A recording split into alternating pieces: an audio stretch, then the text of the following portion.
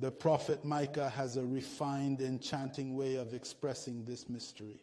He simultaneously aligns the one who was to come through Bethlehem and the one who has no beginning and no end.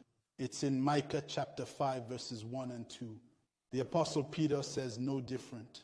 For his part, he lines up on one side. The predetermined lamb foreordained before the world, 1 Peter 1, 19, 20. And on the other side, the Messiah suffering in his flesh, 1 Peter chapter 4, verse 1. Paul goes on of his verb declaring this, that those he predestined he also knew, and that those he knew he made them like the image of his Son, that his Son might be the first among many brothers. Romans chapter 8, verse 29, by placing in eternity the origin of the original man, of the primordial man in whose image we are made. And on earth in Bethlehem, the origin of the Son of Man, of the carnal carcass of flesh and blood, in which he was going to descend and elect domicile.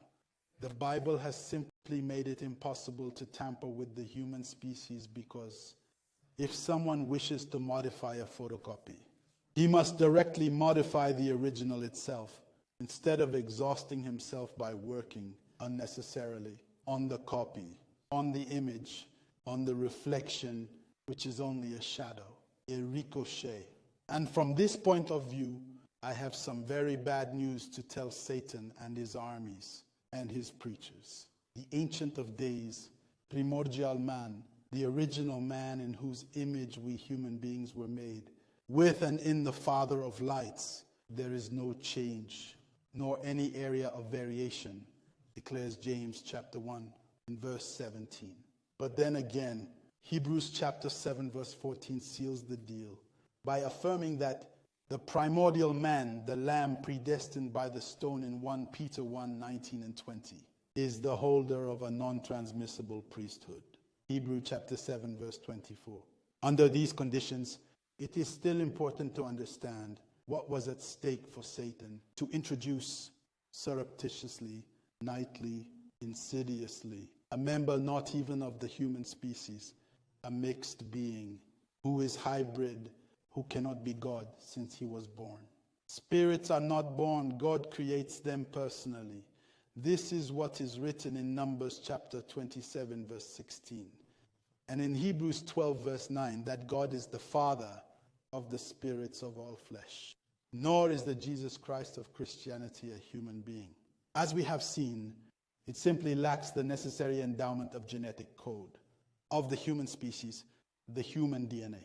Now it's time that we consider another dimension of this subject, and examine to what extent the Jesus Christ of Christianity is out of step with all the criteria of messianic prophecy, as well as the totality of the promise concerning the perpetual covenant which from generation to generation has been recalled, reiterated until its full completion in the true Christ, as Paul says in Galatians chapter 3 verse 29. So let's get to it. The Jesus Christ of Christianity at the antipodes and backwards of messianic prophecies and the promise governing the perpetual covenant between Abraham and God has trampled all the scriptures concerning the Messiah. On closer inspection, the Christian Christ is rather perfectly aligned with the design Lucifer the dragon when we consider the provisions of Genesis chapter 3 verse 15, where we see that everything is done to save the head of the dragon, the ancient serpent. There, where God, by prescribing enmity between the woman and the ancient serpent, between their two posterities, had rather foreseen the crushing of the dragon's head by the woman's posterity. The parents of Christianity's Jesus Christ, a woman and a spirit, have themselves violated the principle of procreation. They have violated it on the occasion and through the manner from which this hybrid Christian Jesus Christ was born, just like Eve in Eden, in the Garden of Eden, behind Adam's back. Eve made out with the ancient serpent, just as the virgin made out with the ancient serpent behind her fiancé's back.